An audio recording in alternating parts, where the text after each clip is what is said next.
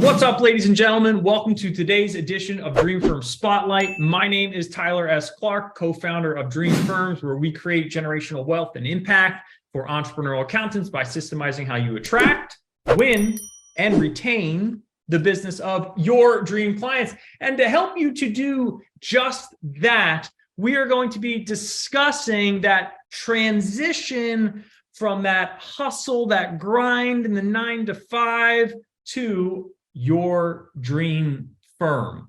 So the great debate here is to quit or not to quit. And we're going to cover a bunch of things, but let me set the stage here. Starting an accounting firm requires a lot more than just passion for the numbers. We know you love numbers.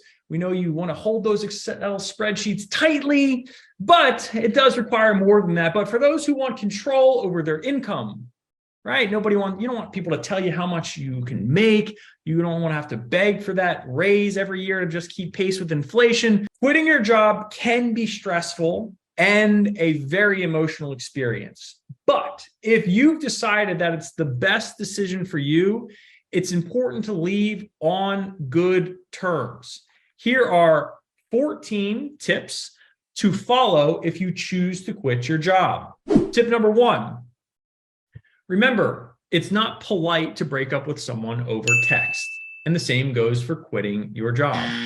Make sure to have that face-to-face conversation with your boss. Tell your supervisor that you're quitting first. You want your boss to hear the news from you, not from someone else in the department. Speak only with your supervisor and explain your resignation concisely.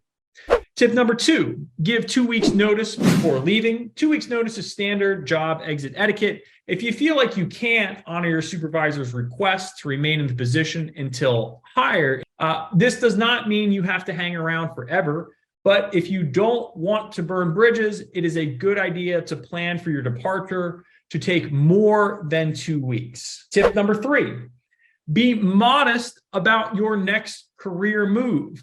Leave on good terms by making sure your reasons for your resignation are well understood.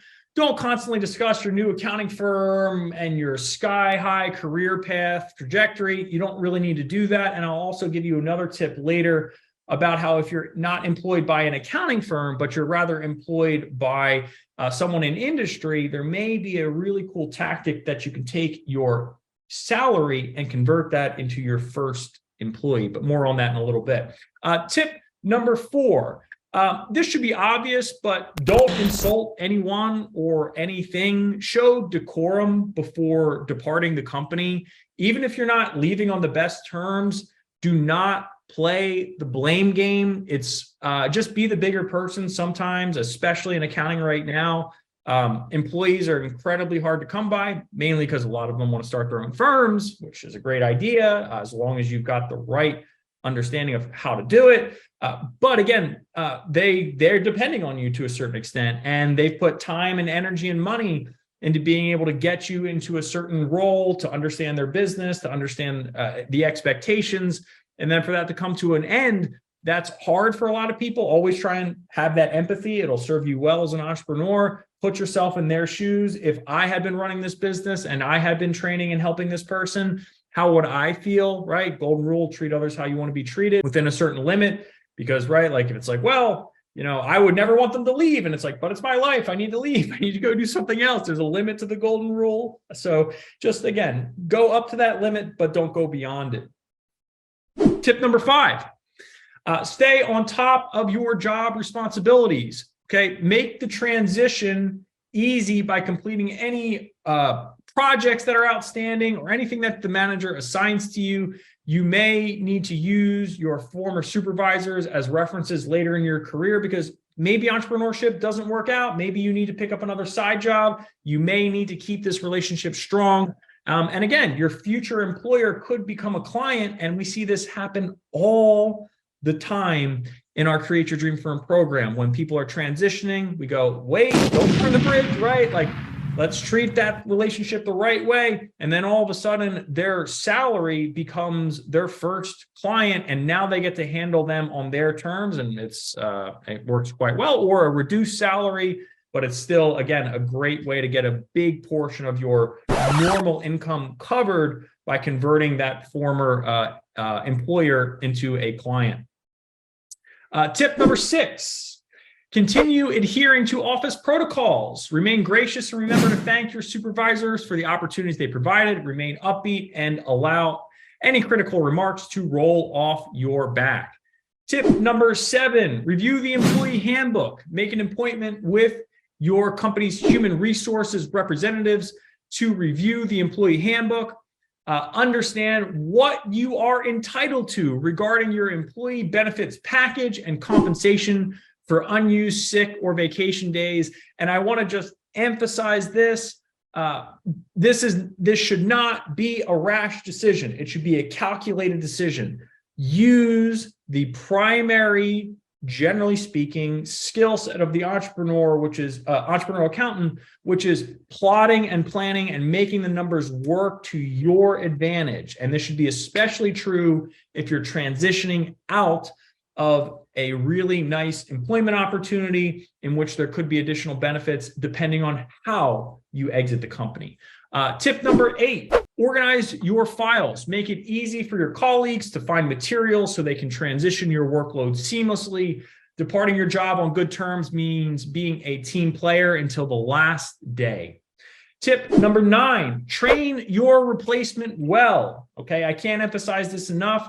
When you leave on good terms, you leave on good terms if you've trained a replacement to take over your role, unless there is they don't have the ability to do that. They can't hire and train someone. And then you say, well, why don't you become a client of my new firm, right?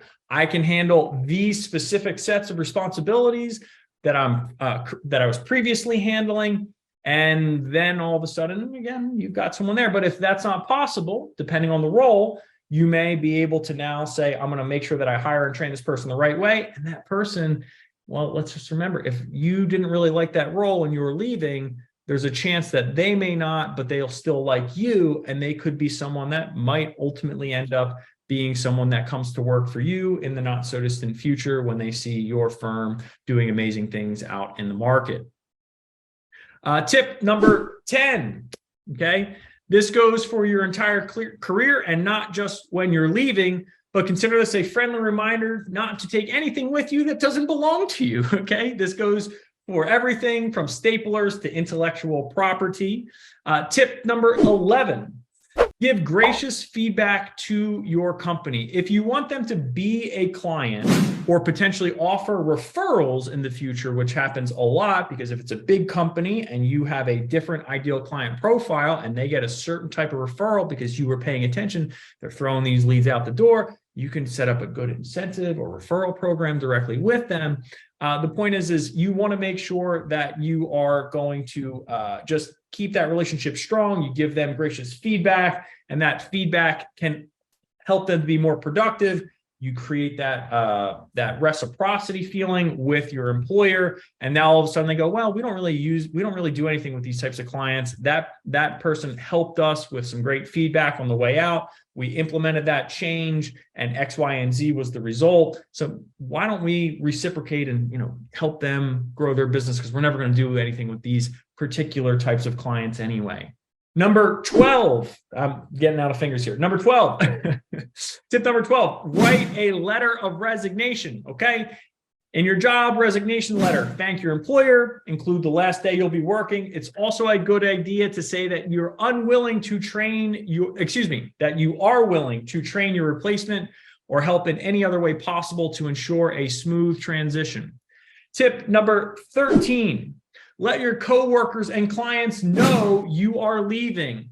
After you hand in your resignation letter, ask your boss if it's okay if you let your coworkers and clients know you are quitting. And I want to just also parse out one huge point here, and to be perfectly in the clear, disclaimer, I am not a lawyer. But there is a big difference between signing a non-compete, which generally speaking is not enforceable. It's a bunch of hogwash and hooey. It's like saying you can't be an accountant because you work for me as an accountant. Literally, it's not enforceable. But what is enforceable, and you need to be very careful about, is non-solicitation. So if you sign non-solicitation agreements, and you should also, again, be aware, like this is one of those things that you should take with you to your next, when you start your business and you hire people, you've got to get them to sign non-solicitation agreements, because the clients, the relationships with the clients, that is the true value in the accounting firm. It is a relationship-based business, as it is in all service spaces. So when someone signs a non-solicitation agreement, they're saying, you cannot work with my clients. They are literally property of the company. And if we find that you are, X will be the penalty, generally speaking, right? It's usually some penalty. You have to pay some amount of the billings. Be very careful about. If you've signed those, be aware of them, and do not remotely attempt to solicit clients that you have been working with. I just don't even think you should do it. There are plenty of clients out there. You don't even need to do this. I consider it to be even somewhat unethical. Of course, if the client hates the firm, hates the new person that got assigned to them, and they love working with you, and they come begging to work with you, you didn't solicit them, they came to you. So you just still need to be careful about that. But again, just be advised that if you're going to let them know you're leaving, you can't solicit them in the process. If they come to you afterwards, it is entirely a judgment call that is up to you. I tend to lean towards it's better to say no. And if it's outside the terms of the solicitation agreement, which generally speaking are usually between, they're usually 2 years. Sometimes I've seen them as large as 5.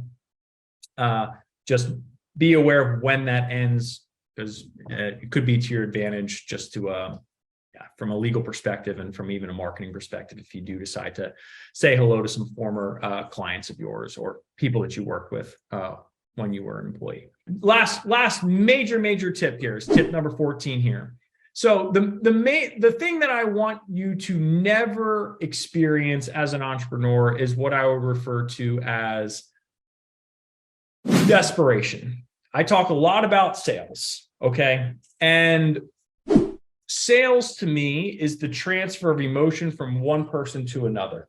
If I am incredibly certain and confident in what I do, that certainty, that confidence gets transferred to you. So you are now certain, you now believe in what I do. If I'm shaky and nervous, everyone's had these sales experiences in their life, and they're like, I don't think that person even believes what they just said to me. There's no way I'm going to give them my credit card. There's no way I'm going to buy this, because I don't even get the sense that they believe or that they like what they're doing right now. They feel compelled or forced. So there are a lot of emotions that come into the sales conversation, and nervousness is one of them, right? It's okay to be nervous. I don't think people hold nervous against them. If you mean well and you're nervous, they get the general sense that you're trying. They're not going to not buy because you're nervous. But what people can absolutely sense is desperation. If you are selling from a place of desperation where you truly need the money, I think that's a very bad place to sell from. And so I bring this up because really the final tip is you should have at least 3 months worth of living expenses saved up. And ideally, I would say it should be closer to 6 months worth of living expenses saved up. And I would even go a little further than that and say you shouldn't even leave your job until you have your living expenses covered in monthly recurring revenues from your side practice, right? Like you should have, if your living expenses are $5,000 a month, you should have $5,000 a month in monthly recurring revenue coming in from your firm before you place your resignation letter. And ideally, you should still have another 3 to 6 months of living expenses saved up, because if, let's say, 3, 4 clients for some reason drop off and you lose half of that monthly recurring revenue that you need to meet your living expenses, you lose that. That desperation starts to seep in again. And not necessary. It's completely avoidable. So I'm going to give a very simple summary here. When you are transitioning out of employment, be smart about it.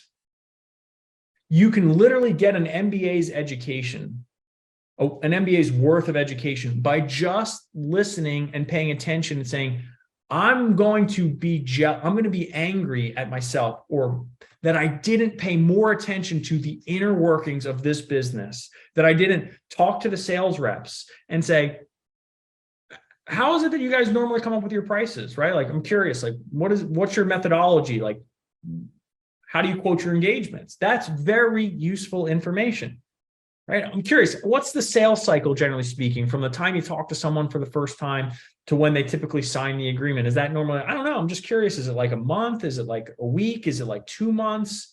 Is there anything you've seen that maybe you've done to kind of shorten that sales cycle? Okay. Do you have any idea where our leads are generally coming from? Are they typically just referrals? Do we have any good stuff coming from SEO right now? Look at right? Like, what's going on? Don't just go blindly into entrepreneurship. Take as much information as you can from your current employment. And then, of course, resources like this, communities online, YouTube, right? There's so many things that you can acquire and know before putting you and your family at risk. So do your homework beforehand. On top of that, start to let your friends and your family know, your connections, I'm going to do this, right? Like, this is what I'm doing. I can help you. If you're looking to understand how to do that more like concretely, that's literally what the Practice Igniter Challenge is all about. It's $67. It's on our website. We give you scripts. We give you templates to message people. We give you everything to be able to start to book the appointments so that you could sell, the sales process, all of that.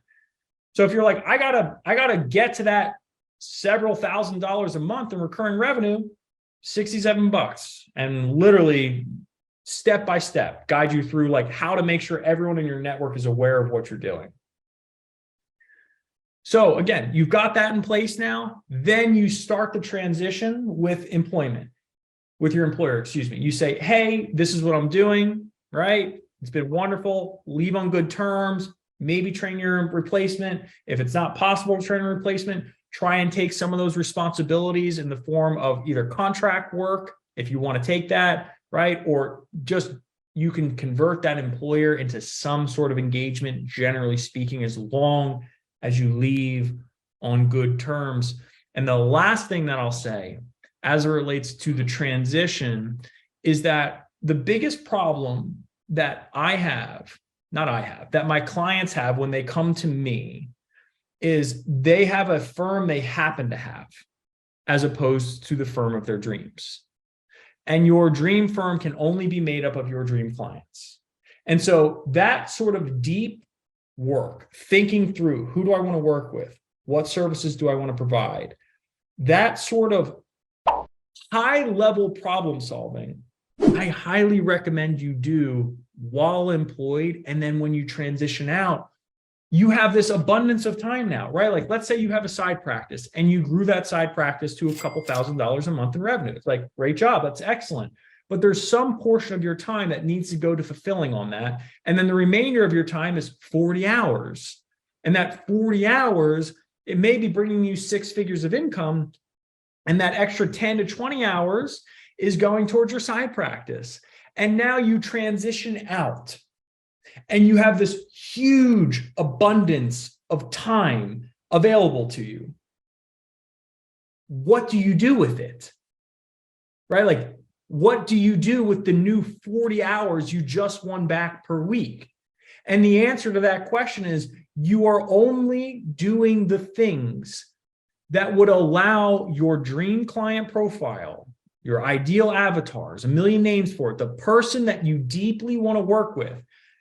How are you making them more aware of you? And you do that up until, right? Like, you got 40 hours extra. Now it's 30 hours because that 10 of those hours are now being occupied by more dream clients. And now it's 20 hours because 10 of those hours are now being occupied by more dream clients.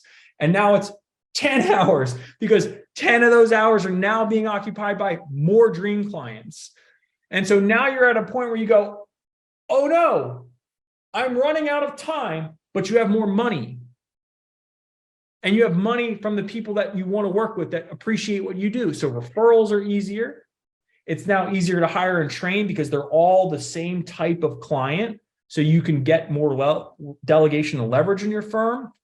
And then you can reapply the time savings from starting to delegate the work to other people to reinvest back into expanding your skill set, growing your team, your marketing budget, whatever you want at that point. But that's how you start to make the trade. What you don't want to do is you don't want to have 40 hours available to you now. And you go, I wonder what I'm going to do. Right? Like, what am I going to do with my time right now? I think I'm going to browse social media. Right? I think I'm going to go watch Netflix I got a lot of shows to catch up on, because that 90 days of runway, those savings that you have, it'll go by so fast. You got to get active really fast on all the things that align with what your dream client would care the most about, where they spend their time. That's where you spend your time. What are the things they talk about? Those are the things you talk about. What are the things that they have problems with? That's what you tell them you have solutions to. You do that, you transition. It's simple, but it's not easy. But it is absolutely worth doing. So if you've enjoyed this and you want to make that transition from 9 to 5 even easier, check out the Practice Igniter link, right? $67. Tap into your immediate market, get that easy cash flow. And then if you want to take it one step beyond that and get really dialed in on that dream client and get them working with you, well, that's ultimately what the Create Your Dream Firm program is designed to help you with. So thank you so much for investing your most precious resource with me. My name is Tyler S. Clark, and remember that only you can create your dream firm, but we are here to help you every single step of the way. Have a fantastic rest of your work week, everyone. And please, please, please, if you're going to be an entrepreneur, do it smart, be safe, protect your family, protect your quality of life. And remember, worst case scenario, everyone needs an accountant. There's tons of accounting jobs out there. Make a big bet on yourself, because quite frankly, I think that's the only bet you should make. Have a good one. See you.